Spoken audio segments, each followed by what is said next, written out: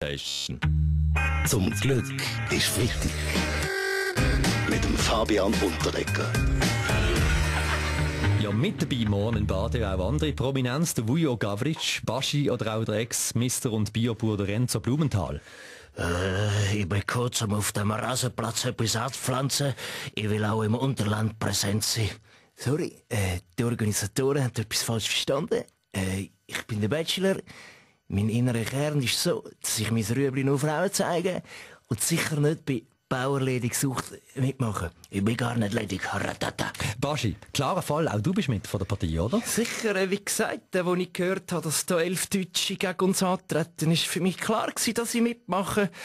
Gut, wenn ich in Deutschland selber schon keine CD verkaufe, dann verkaufe ich denen halt während dem Spiel auf dem Feld sättige. Von lauter Fußball sind andere Schlagzeilen diese Woche fast ein bisschen runtergegangen. Aber wir schaffen alles nochmal sauber auf. Haben wir es auch gelesen? 11 Millionen Euro hat der deutsche Autozulieferer, der Cheflo, am Manager Klaus Teller zahlt, obwohl der keinen einzigen Tag für die Firma geschafft hat. Sie nicken zustimmen, Roger Federer. Ja gut, mir geht es noch viel besser. Oder? Ich bekomme Millionen, wenn ich einfach vor der Kamera Kaffee trinke oder Schoki esse, oder?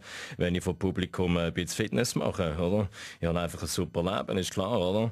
Dann sind sie aber die Ausnahme. Andere müssen richtig krampfen für einen Stutz. Schauen Sie mal lustig am Morgen. Ja, wem sagst du das? Hard work, man. Ich habe immerhin einen ganzen Song recorden, um damit immer wieder neu anzukassieren. Aber wer nicht ist, kann nicht werden. Bei mir ist es genau umgekehrt, oder? In dem Sinn, ich arbeite wie blöd und bekomme kein Geld. Anderes Thema noch. Gestern war ja Gesamtbundesrat auf dem Schulreisli Richtung Westschweiz in die Heimat von Didier Burkhalter.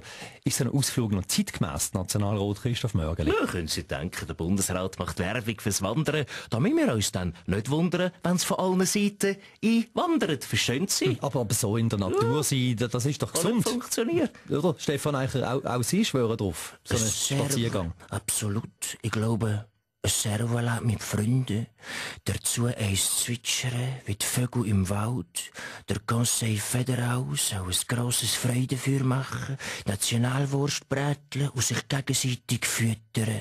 Und beim gemeinsamen Wasserlassen zum Feuer löschen hebt der eine Bundesrat mit der Hand zur Ohr vom anderen, der wiederum hebt mit der anderen Hand zur Ohr vom einen und so weiter. Und so schließt sich die Konkordanz. Voilà. Zum Glück ist Freitag.